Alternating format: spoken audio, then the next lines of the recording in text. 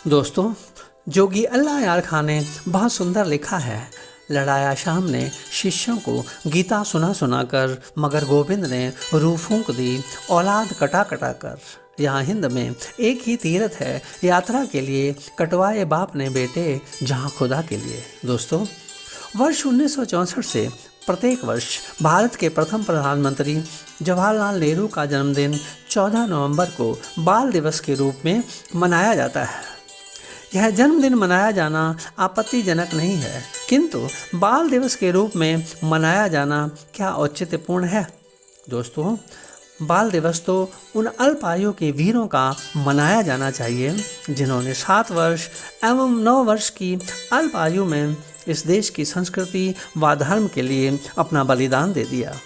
आइए उन अल्प आयु के वीरों की वीर गाथा को जानें। सम्राट औरंगजेब के शासनकाल में हिंदुओं को जबरन मुसलमान बनाया जा रहा था। इसको रोकने के लिए मई 1675 में काश्मीरी पंडितों का एक दल पंडित कृपाराम के प्रतिनिधित्व में गुरु तेग बहादुर साहब जी से आनंदपुर साहब में मिला।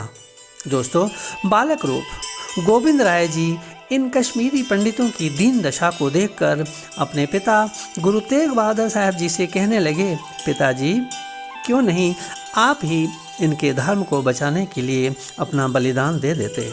दोस्तों, अपने पुत्र की यह बात सुनकर गुरु तेग बहादुर साहब जी बहुत प्रसन्न हुए और उन्होंने भारत की संस्कृति को बचाने के लिए 11 नवंबर 1675 को दिल्ली के शीशगंज में अपना बलिदान दे दिया, जहां पर गुरुद्वारा शीशगंज साहब सुशोभित है। दोस्तों, सम्राट औरंगजेब यह चाहता था कि यदि गुरु गोविंद सिंह जी अपना धर्म परिवर्तित कर लें तो भारत के समस्त हिंदुओं को मुसलमान बनाने में कोई कठिनाई न होगी। इसलिए औरंगजेब ने अपनी 10 लाख सेना के साथ मई 1705 में आनंदपुर साहब पर आक्रमण कर दिया और लगभग 8 माह तक घेरा डाला। सिख सैनिकों ने बहादुरी के साथ औरंगजेब की सेना का सामना किया। जब औरंगजेब गुरु गोविंद सिंह जी की सेना को परास्त न कर सका तो उसने षड्यंत्र का सहारा लिया। वह पवित्र कुरान शरीफ की सौगंध खाकर कहने लगा कि यदि गुरुजी आनंदपुर साहब को खाली कर दें तो उनकी सेना उनका पीछा नहीं करेगी। गुरुजी को औरंगजेब की बात पर भरोसा नहीं था, किंतु माता गुजरी जी के कहने पर गुरुजी ने आनंदपुर साहब खाली कर दिया। दोस्तों, औरंगजेब ने अपनी खाई हुई सौगंध को तोड़कर आक्रमण कर दिया, जिससे सरसा नदी के पास में गुरुजी का सारा परिवार बिछुड़ गया। इस प्रकार साहबजादा जोरावर सिंह जी व साहबजादा फतेह सिंह जी अपनी दादी माँ के साथ अंधेरी रात में जंगलों में चलते रहे। रास्ते में गंगू नाम का एक व्यक्ति जो गुरु घर का रसोइया रहा था, वह मिला। वह साहबजादों व माता गुजरी जी को अपने घर ले गया।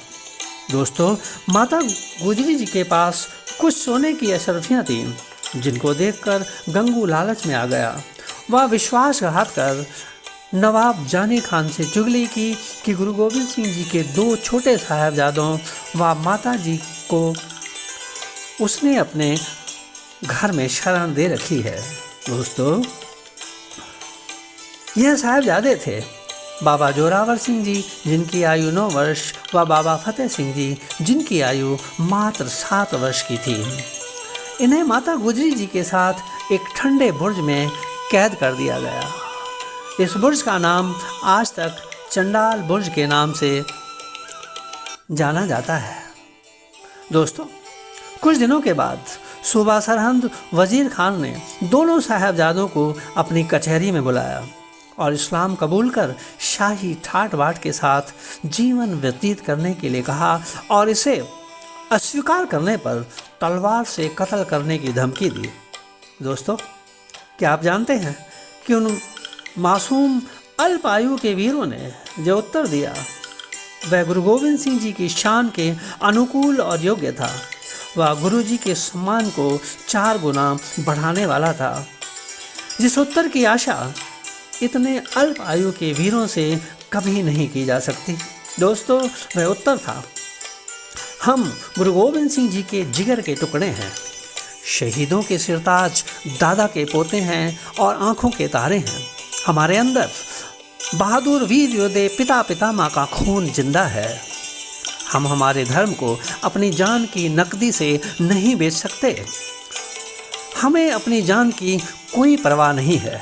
दोस्तों, छोटे से मासूम बच्चों का यह जवाब सुनकर सूबा सरहंद हैरान हो गया और क्रोध में आकर दोनों साहबजादों का सिर तलवार से कत्ल करने का आदेश दिया। दोस्तों, सारी दुनिया बेदर्द नहीं होती और ना ही सारे दिल काले होते हैं। उस कचहरी में शेर मोहम्मद खां कोटली भी उपस्थित थे। उन्होंने सूबा सरहंद से इन मासूम बच्चों का दोष पूछा और कहा, लड़ाई पिता से हो पर सजा पुत्रों को दी जाए, ये कहाँ का इंसाफ है। यह सुनकर सूबा सरहंद शांत हो गया। वह साहबजादों से कहा कि यदि उन्हें छोड़ दिया जाए तो वह क्या करेंगे। दोस्तों, साहबजादों ने बहादुरी के साथ उत्तर दिया कि वह फिर सेना तैयार कर उनके साथ युद्ध करेंगे।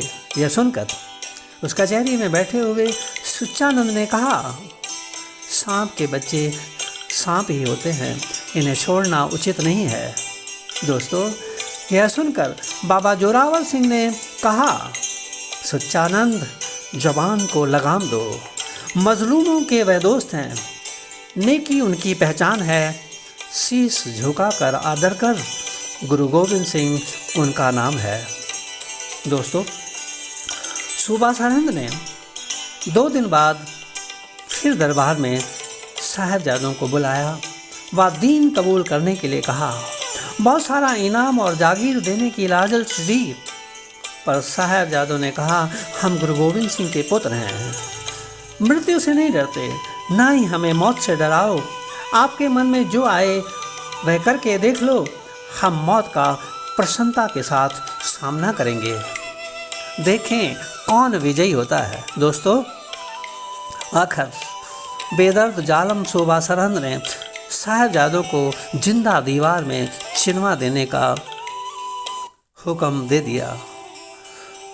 दोनों वीर योद्धाओं को दीवारों में चिना जाने लगा। वह मौत का वेलकम करने लगे। दोस्तों, वह भयभीत नहीं हुए, उनके होंठ नहीं कांपे, उनकी आंखों में आंसू नहीं आए, उनके पैर नहीं लड़खड़ाए, उनके चेहरे का रंग सफ़ेद नहीं हुआ। दोस्तों, इन मासूम बच्चों में कितना साहस, कितनी बहादुरी, कितना विशाल हृदय, कितनी शक्ति और कितना जोश था। हम अपने दिल में कल्पना करें कि वे मासूम बच्चे किस प्रकार शांत व बेपरवाह और अडोल रहे। यह हिम्मत, यह जोश, यह निडरता उनको अपने प्यारे पिता गुरु गोविंद सिंह जी ने सिखाई थी। दोस्तों, इतिहासकार बताते हैं कि जब दीवार घुटने तक पहुंची तो मिस्त्री ईंट तोड़ने लगा। खान ने पूछा, ईंट क्यों तोड़ रहे हो? मिस्त्री ने कहा, घुटनों पर अटक रही है। दोस्तों, खान ने कहा, घुटने काट डालो। दोस्तों, जब दीवार सीने से ऊपर आ गई और दम घुटने लगा, फिर उनको लालच और मौत का भय दिखाया गया। पर साहबजादों ने कहा कि उन्हें तो दीवार के पार स्वर्ग दिखाई दे रहा है। उन्हें इस दुख की तनिक भी परवाह नहीं है। दोस्तों, यह देखकर कुदरत भी शर्मसार हो गई। दीवार 3 बार गिरी, ईंटों ने भी साथ नहीं दिया। अंत में वजीर खान ने शुशाल बेग और विशाल बेग जल्लादों को इन्हें जिबा कर ख़त्म करने का आदेश दिया। इस तरह मासूम साहबजादों की गर्दन काटकर उन्हें शहीद किया गया। वह दुनिया तो छोड़ कर गए, पर अपना नाम सदैव के लिए अमर कर गए। दोस्तों, वह धरती पवित्र है जिसकी गोद में ऐसे पुत्र जन्म लेते हैं। माता गुजर कौर ने जब यह सुना तो वह कहने लगी, मेरे प्यारे लाडले बच्चों, मेरे बेटो, मेरे नौनिहालों, जरा ठहरना, मैं तुमको लोरियां देके, थपकियां देके सुलाने के लिए उड़कर तुम्हारे पास आ रही हूँ। यह कहकर उन्होंने अपने प्राण त्याग दिए। दोस्तों, भारत माँ के सपूतों, इस दास्तान को सुनकर हम उन महान शहीदों के लिए 26 दिसंबर को बाल दिवस के रूप में मनाने का प्रण लें, ताकि बच्चे उस इतिहास को जान सकें। दोस्तों, प्रत्येक भारतीय यदि अपने दिल से पूछे तो दिल तो यही करेगा, क्या हम उन महान अल्प आयु शूरवीरों के लिए इतना भी नहीं कर सकते? तो दिल का यही उत्तर होगा, क्यों नहीं कर सकते। दोस्तों, यदि आप सहमत हों तो इस वीडियो को अधिक से अधिक शेयर करें, ताकि पूरा भारतवर्ष 26 दिसंबर को बाल दिवस के रूप में मनाने का प्रण ले सके।